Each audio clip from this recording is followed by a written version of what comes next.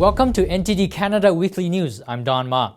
On today's show, we have highlights of an interview with an expert who has insights into why the Chinese Communist Party is a clear and present danger to the free world, how it operates to get what it wants, and how Canada needs to respond. Irwin Cotler, former Liberal Minister of Justice in Prime Minister Paul Martin's government, is also a well-known international human rights lawyer. He received the Order of Canada and the Canadian Bar Association Human Rights Award for his decades of active advocacy for human rights.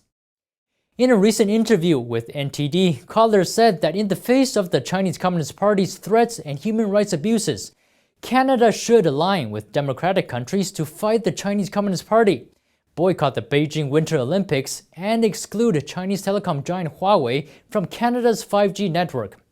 Let's hear what Mr. Cotler had to say. Cotler says the arbitrary detention of Michael Korvik and Michael Spavor, along with other Canadians, shows the Chinese Communist Party is willing to flout rules of international order in order to get what it wants. It even engages in retaliatory and hostage diplomacy.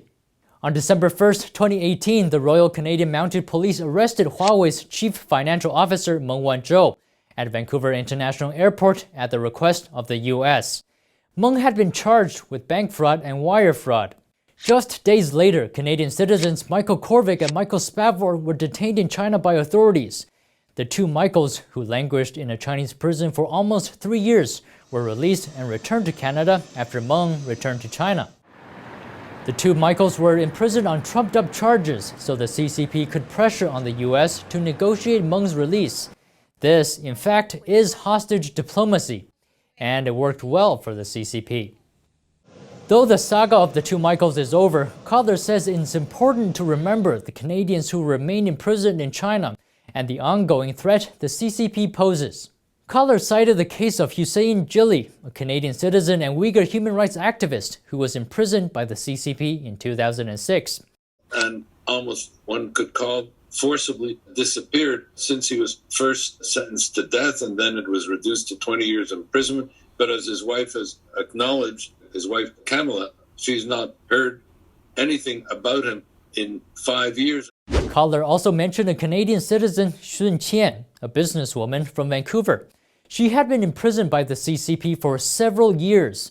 She practiced FALUN Gong, a self-cultivation discipline that includes meditative exercises and moral teachings based on the tenets of truthfulness, compassion, and forbearance.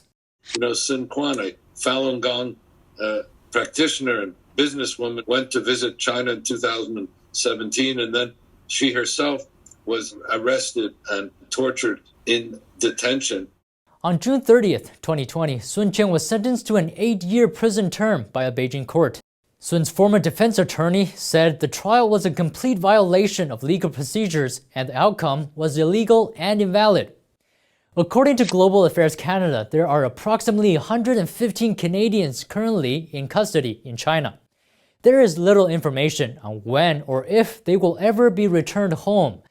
At least 4 of them have been sentenced to death. Cotler believes that much more needs to be done in Canada to address the persecution and ongoing threat to human rights by the CCP.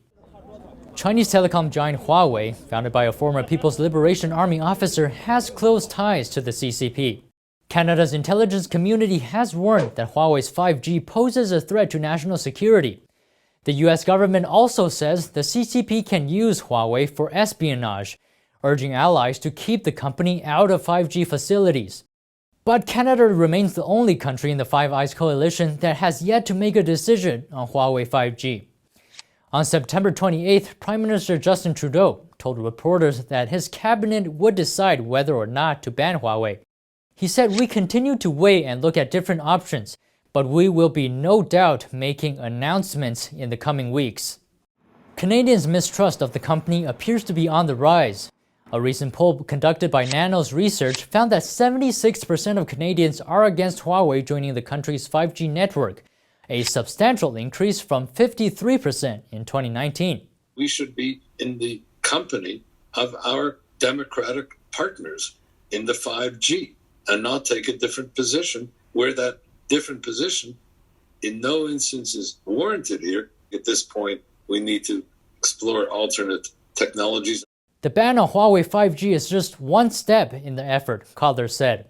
adding that by only joining forces can democracies completely reverse the CCP's bullying. China, under the rule of the Chinese Communist Party, represents a global challenge. The rules-based order is suffering, and this cannot continue unchecked. Maintaining the international order is all of our responsibility. This is the launch video of the Interparliamentary Alliance on China, a coalition of more than 22 governments working together to address the Chinese Communist challenge to international order. Cotler is co-chair.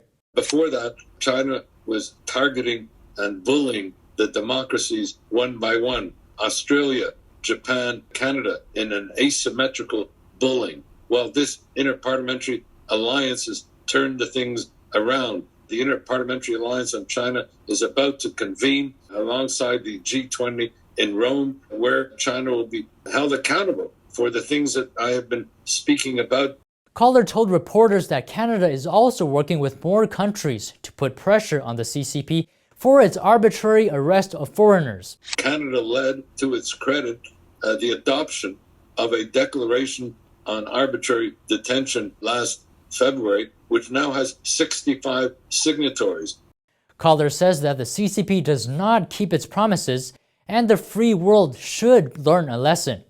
You know, we remember when China held the 2008 Olympics and they made certain undertakings then that they would abide the rule of law. The result was that they arrested Falun Gong practitioners, that they increased the number of political... In other words, they breached all their international commitments in the 2008 Olympics, so there's no reason to believe that they won't behave differently now. Cotler believes that the Winter Olympics being held in Beijing is rewarding atrocities and should be boycotted. Well, now at this point in 2021, Olympics being held in China at a time of mass atrocities targeting the Uyghurs in terms of what they have been doing and suppression in Hong Kong, let alone their targeting and persecution and prosecution of the Falun Gong and the menacing of Taiwan and the repression of Tibet and imprisoning more journalists than any other country in the world. We shouldn't be rewarding them with the Olympics because it indulges a culture of impunity. With regard to the CCP's persecution of human rights, Cotler said there needs to be an impartial investigation and sanctions.